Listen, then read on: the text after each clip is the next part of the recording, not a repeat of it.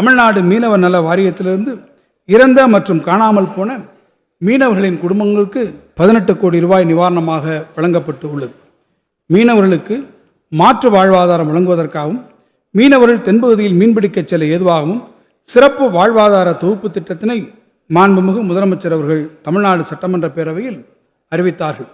இத்திட்டத்தின் ஒரு பகுதியாக ராமநாதபுரம் மாவட்டத்தில் தங்கச்சிமடம் பகுதியில் மீன்பிடி துறைமுகம் 150 கோடி ரூபாய் மதிப்பீட்டிலும், பாம்பன் பகுதியில் தூண்டின் விளைவு 58 கோடி ரூபாய் மதிப்பீட்டிலும் மற்றும் குந்துக்கால் பகுதியில் மீன்பிடி இறங்குதளம் 148 கோடி ரூபாய் மதிப்பீட்டிலும் என மொத்தம் 356 கோடி ரூபாய் செலவில் மேற்கண்ட பணிகள் நடைபெற்று வருகின்றன.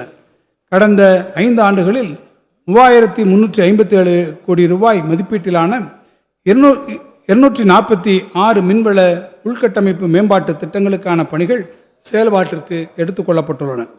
மீனவ குடும்பங்களுக்கு வழங்கப்படும் மீன்பிடிப்பு குறைவாள சிறப்பு நிவாரண உதவித்தொகை 6000 ரூபாயாகவும், மீன்பிடி தடைக்காலத்தில் வழங்கப்படும் நிவாரண உதவித்தொகை 8000 ரூபாயாகவும் இந்த ஆட்சி காலத்தில் உயர்த்தி வழங்கப்பட்டு வருகிறது.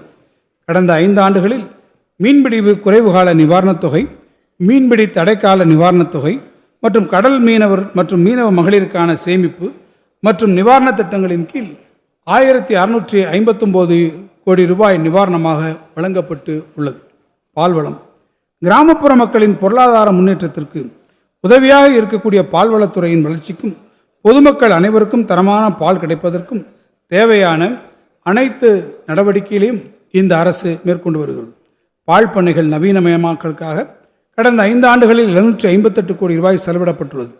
பால் கொள்முதல் விலையினை லிட்டருக்கு 3 ரூபாய் உயர்த்தியதன் மூலம் 3.7 லட்சம் பால் உற்பத்தியாளர்களும், விற்பனை விலையை லிட்டருக்கு 3 ரூபாய் குறைத்ததன் மூலம் நுகர்வோர்கள் ஆண்டொன்றுக்கு 270 கோடி ரூபாய் சேமிப்பும் பெற்று பயனடைந்து வருகின்றனர்.